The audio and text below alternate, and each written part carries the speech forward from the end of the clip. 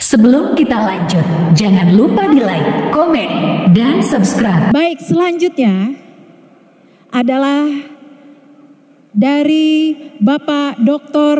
Sudirman Abbas MA, seorang akademisi dan juga intelektual UIN, kiranya untuk bisa memberikan pandangan-pandangannya. Disilahkan.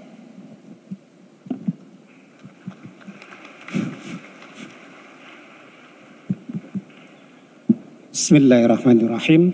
Assalamualaikum warahmatullahi wabarakatuh. Alhamdulillahirabbil alamin wa bihi nasta'in ala umurid dunya waddin. Wassalatu wassalamu ala asyrafil anbiya'i wal mursalin sayyidina wa habibina wa syafi'ina wa qurrati ayunina wa maulana Muhammadin sallallahu alaihi wasallam. Amba'ad. Ikhwafillah akhwatfillah, tertuju kepada yang amat berhormat Syekh Az-Zaitun, Profesor Dr. Abdus Salam Rashidi Panji Gumilang dan Umi, tertuju yang amat berhormat Pengawas Yayasan Pesantren Indonesia Dato Agung Sedayu Yusuf Rashidi, tertuju kepada yang amat berhormat Ketua Yayasan Pesantren Indonesia sekaligus Rektor Institut Agama Islam Az-Zaitun Indonesia, Sar Datuk Imam Prawoto, Sarjana Ekonomi, MBA, CRBD, dan segala perangkat yang ada di sini. Tidak lupa semua hadirin yang hadir di sini dan kepada Mbak Anis yang memberikan kesempatan kepada saya. Tentu ada batasan. Oleh karena itu saya selalu ngikutin batasan. Pertama kali saya tentu saja ingin menapakkan alas sebagaimana yang tadi disampaikan oleh Syekh Az-Zaitun, Grand Counselor kita, kemudian disambung oleh Profesor Amsal Bakhtiar MA. Saya teringat, tapi sebelum saya teringat terlebih dahulu, saya tentu saja mengapresiasi dua sahabat dari Nurkhalis Institute dan juga dari Ketua MUI Tasikmalaya. Beliau adalah Kiai Ade Musaddiq Bahrum. Beliau pertama kali saya apresiasi, ini pantas untuk jadi Ketua MUI Indonesia. Sesuai dengan kemampuan dari sisi literasi dan juga dari kaedah-kaedah kebahasaan, beliau layak untuk diangkat menjadi Ketua MUI Indonesia. Bahkan saya memiliki impian untuk mendirikan MUI. Berbeda kepanjangannya, Mudzakarah Ulama Indonesia. Kalau di sana ada majelis, boleh nanti dikaji secara literasi. Di samping sana ini orang intelektual, juga paham tentang keilmuan agama tentunya. Ya tentu saja tidak semua profesor doktor bidang agama seperti itu. Itu mungkin yang tidak menguasai literasi sangat diragukan. Saya termasuk orang yang berprotes karena saya ini dulu itu termasuk yang mengimpikan selesai kuliah tercepat, S1 tercepat, S2 tercepat, S3 tercepat, tapi tidak pernah ditanyakan oleh umat karena tidak punya koneksi apapun. Saya 22 tahun yang lalu sudah doktor, tapi tidak ada apresiasi apapun selain karya dan karya.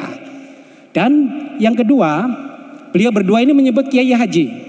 Saya adalah salah satu saksi di tahun 99, tahun 2000 menghantarkan menantu yang terhormat Kiai Haji Zarkashi, saat itu namanya Pak Tijani Jauhari, datang di ruangan beliau, Syekh, dan saya tanya, kenapa ke sini? Ingin mengantarkan honor Syekh Az-Zaitun. Honor apa? Honor dari beliau sebagai salah satu anggota Rabithah Alamiah Islamiyah. Seluruh orang di dunia ini kalau sudah termasuk itu tidak diragukan untuk kemudian disebut haji atau Kiai Haji. Jadi sangat naif kalau orang meragukan itu. Saya saksinya. Beliau sudah wafat, tapi saya mengantarkan beliau. Termasuk Pak Kiai, Pak Kafrawi MA, itu saya yang menghantar kemari di tahun 2000-an. Jadi jangan sampai nanti salah faham. Berikutnya apa yang disampaikan dari bentangan sejarah melalui Syekh Az-Zaitun, Grand Counselor, dan juga Profesor Amsal Bakhtiar mengingatkan kepada saya tentang sosok yang bernama Profesor Dr. Harun Nasution. Beliau punya kawan di luar negeri dan menyampaikan kepada saya saat saya kuliah di S2 di tahun 96 waktu itu, ada kawan beliau yang teriak keras. Ditanya, kenapa teriak? Mereka mengatakan, saya baru tahu, seandainya tidak ada persentuhan keilmuan, ilmu pengetahuan yang disampaikan kepada Barat, pastilah Barat itu terlambat 100 tahun. Tapi berkat persentuhan ilmu pengetahuan itu, maka Barat melaju 100 tahun lebih maju ketimbang bangsa-bangsa yang lainnya. Itu adalah catatan Profesor Dr. Harun Nasution. Kalau mungkin kita setara pengetahuan, Profesor Amsal pun diajar oleh profesor yang sama. Dan ini menampakkan bahwa aspek ilmu pengetahuan itu adalah gerak pikiran, kemudian gerak kejiwaan, gerak roh yang tadi disampaikan tidak terbatas, terus bergerak, sehingga pergerakan itu melahirkan kemajuan-kemajuan berpikir. Poin yang pertama. Poin yang kedua, masuknya Islam melalui Cheng Ho yang tadi disampaikan itu memahamkan saya. Perlu dicatat para hadirin, saya ini adalah belajar banyak dari Az-Zaitun setelah berlalu 24 tahun. Kalau boleh dipersaksikan, bukan hanya ilmuwan, tapi saya ini meneliti loh. Meneliti di Az-Zaitun selama 24 tahun. Sejak bulan Maret, hari Selasa tahun 1999 di Pasar Jumat, tepatnya di Pak Hafid Dasuki almarhum. Pertama kali kita merayakan 1 Muharram di sana. Bukan di Az-Zaitun. Az-Zaitun tahun 2000 baru dirayakan. Itu ada dalam catatan saya. Sehingga saya ini banyak belajar, lalu belajar banyak. Banyak belajar dan belajar banyak dari Az-Zaitun. Mengalirnya sifat toleransi itu saya catat di sini berasal dari Cheng Ho yang mengajarkan konsep-konsep keislaman ibarat mengalirnya air dari hulu ke hilir. Ke kanan mengikuti ke kanan, ke kiri, naik, kemudian ke bawah seiring dengan perjalanan air. Itulah makna dari sesungguhnya toleransi, damai, sejahtera, dan itu yang akan menghantarkan kepada Gema Ripalo Jinawi dalam bahasa agama dengan baldatun thayyibatun wa rabbun ghafur. Dan saya juga memanai apa yang disampaikan oleh Profesor Amsal Bakhtiar, ada kronologis, biologis, psikologis, produktif dan teologis.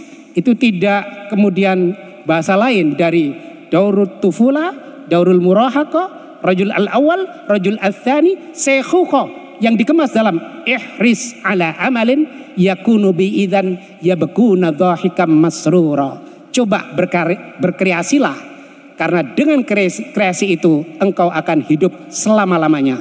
Sebagaimana tadi yang disitir dengan kehidupan Ihya Ulumuddin melalui karya monumental dari Imam Al-Ghazali. Lalu catatan saya untuk berbincang tentang kualitas pendidikan menuju kebangkitan kembali Indonesia Raya.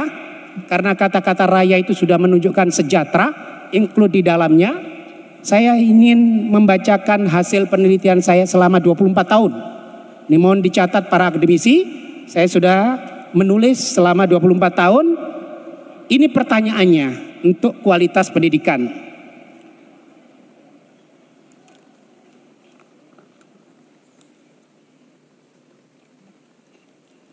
Az-Zaitun, landasan filosofis dan kerangka teori.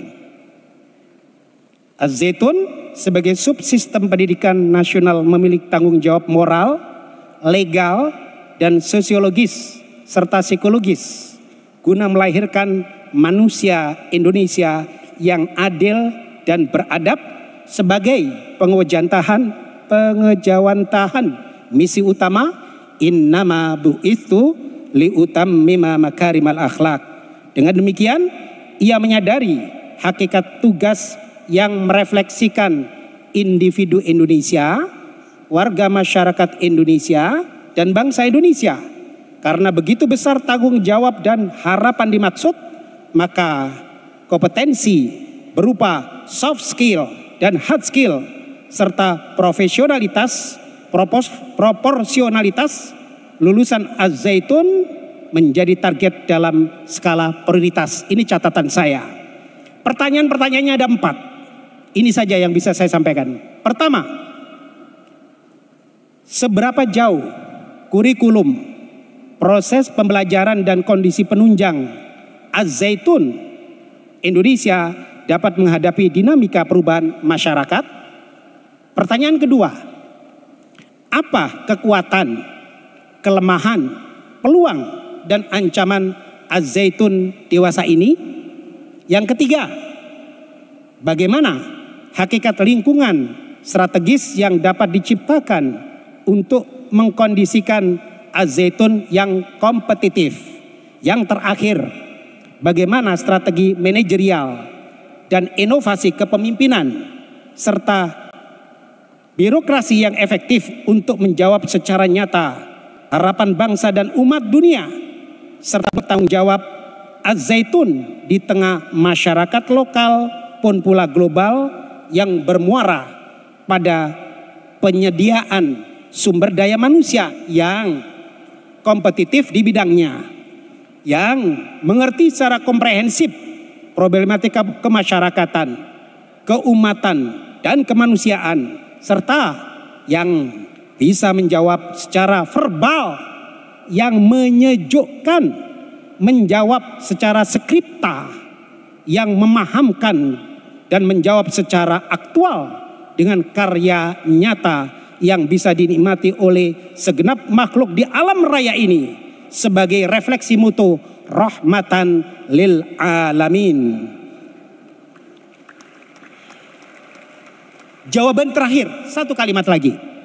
Apapun jawaban yang diberikan oleh Az-Zaitun Indonesia, pertanyaan-pertanyaan dan harapan seperti telah disebut, yang pasti substansi jawaban dari pertanyaan itu mencerminkan, perlu digarisbawahi, hasrat dan azam yang dipancang kuat oleh Az-Zaitun untuk menangkap aspirasi masyarakat lokal, nasional, internasional, dan berdimensi global, unlimited. Bermakna bahwa Az-Zaitun Indonesia membuka diri dalam rangka menerima masukan. Jadi kritikan-kritikan kecil yang tadi disebut itu adalah masukan-masukan untuk kemudian kita akan wujudkan dalam bentuk dharma penelitian yang mau meneliti silakan, dharma pengajaran yang bagi mau mengajar, dan dharma pengabdian, pengembangan ilmu-ilmu dasar, ilmu terapan, dan ilmu kepeloporan dalam pengembangan pendidikan akademisi maupun profesi. Tidak mungkin dilakukan sendiri secara isolatif oleh Sivitas Akademika. Oleh karena itulah kita semuanya diundang di sini dalam rangka menyusun kerangka pendidikan yang berkualitas menuju Indonesia Raya. Demikian yang bisa saya sampaikan. Ini adalah hasil tulisan saya. Saya tulis 6 tahun yang lalu. Saya persiapkan dan saya persembahkan untuk Az-Zaitun. Tapi baru kali ini setelah 6 tahun saya puasa diminta dan kali ini saya berikan. Wallahu a'lam bishawab. Wassalamualaikum warahmatullahi wabarakatuh.